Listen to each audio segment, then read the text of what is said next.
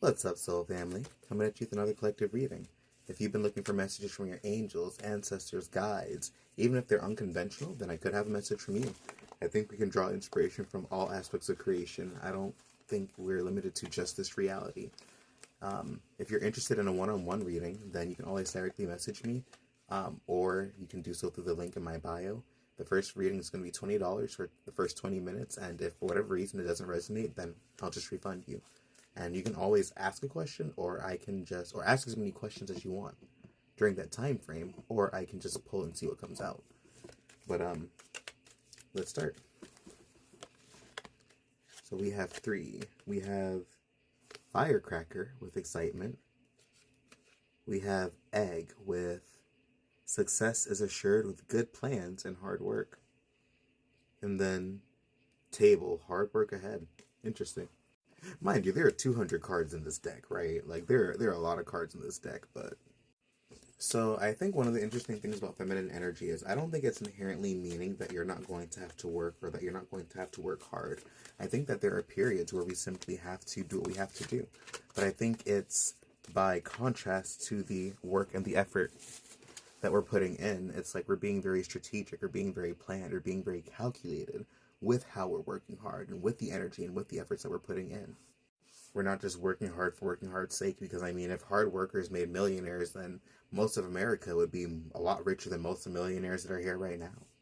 But sometimes it is about being very, very strategic and very coy and very intelligent with the moves that you make, especially because this is the energy of having good plans, of being very mindful, of being very calculated, being very strategic with how you approach and move with things.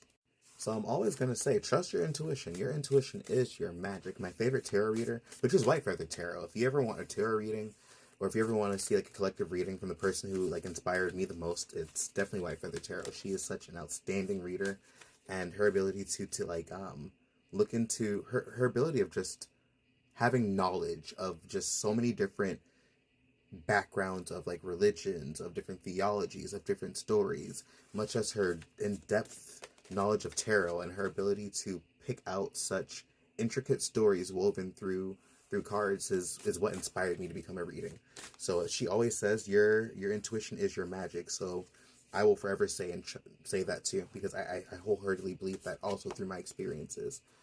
And going back to the reading, I guess the Seven of Pentacles has a lot to do with not giving. Sometimes it's about being mindful of giving up when it's appropriate. Sometimes we have to notice when we're putting effort into something that's not growing in the way that we had hoped, or not growing, and we're maybe being redirected into something that could be better.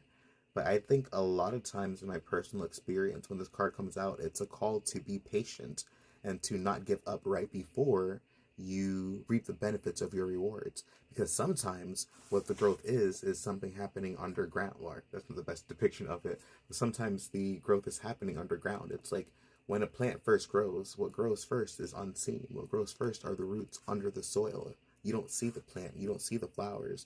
You don't see everything that happens above the ground before there are roots that are firmly dug into the ground and planted and rooted. So I think it's really important to be mindful of sometimes the intentions and the plans that we have might be bigger than something that can just be, instantaneous. And sometimes, we go viral. Sometimes we can just manifest something fast, perfectly fine. But sometimes that's simply just not the case. I see so many people say manifestation's instant, which, yes, it's true. We're manifesting second by second, moment by moment. But sometimes there is a process to get what you want. If you want 2 million followers and you don't have them yet, then every day you're working towards getting followers and you're getting more followers and more followers.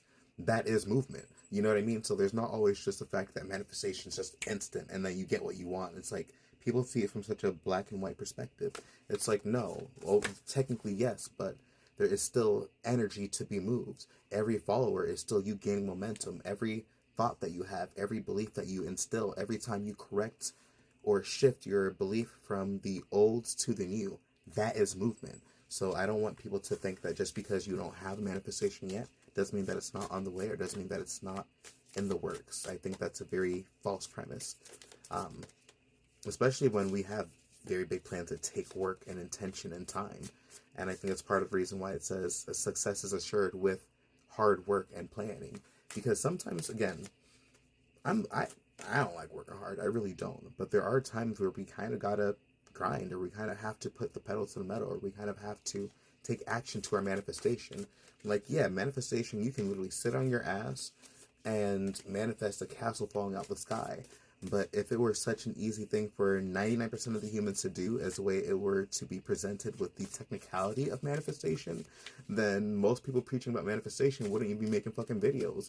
They'd be sitting on their high horse, and they wouldn't even be sitting in this physical realm. I can guarantee you, they wouldn't even be anywhere near anything that would require any form of effort. They'd be having the most insane mystical experiences on a daily basis if they had the genuine awareness of the height and the extent of which manifestation could then be experienced. But I say this to say that not everything is instant gratification. Not everything is just popping your face. And yeah, many manifestations are, and sometimes it is that way. But there's nothing wrong with the times like where you have to put effort towards what you want.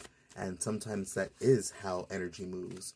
And even if the effort is sitting down and manifesting, or sitting down and affirming for however long you need until whatever pops into your reality, that is still action. But I'm going to try and, I'm going to pull one more, and then we're going to go to the bottom of the deck so we can kind of keep this short.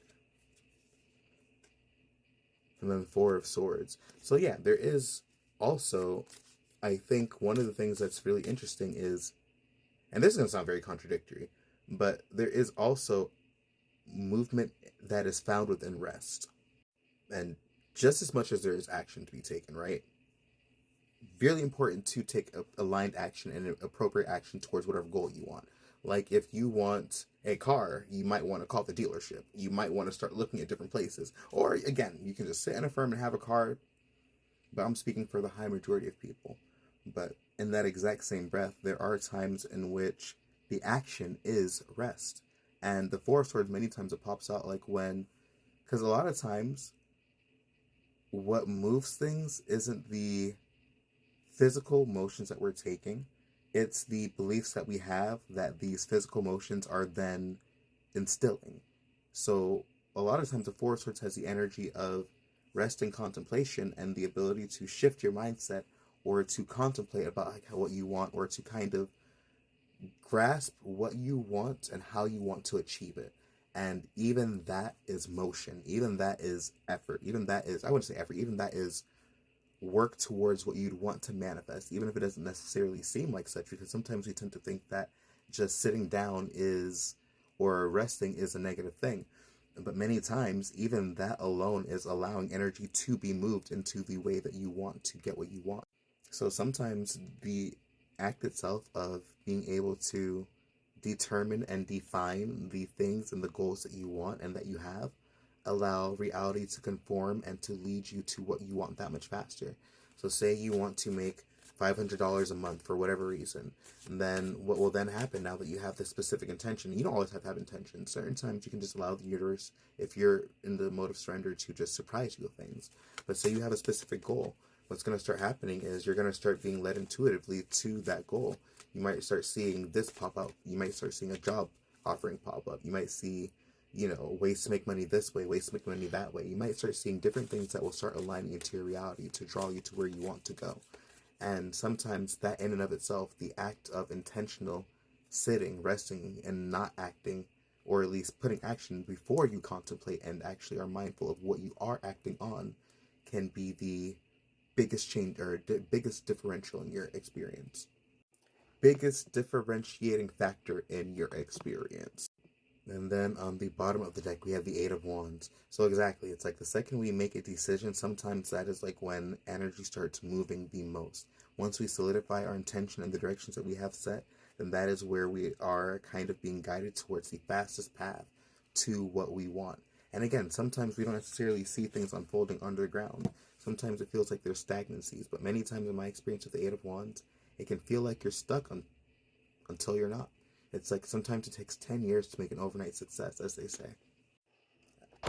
Peace and blessings, you guys. Hopefully I didn't contradict myself too much. I kind of just trust the messages as they come, as contradictory as they come sometimes. But peace and blessings. I hope you have a great night.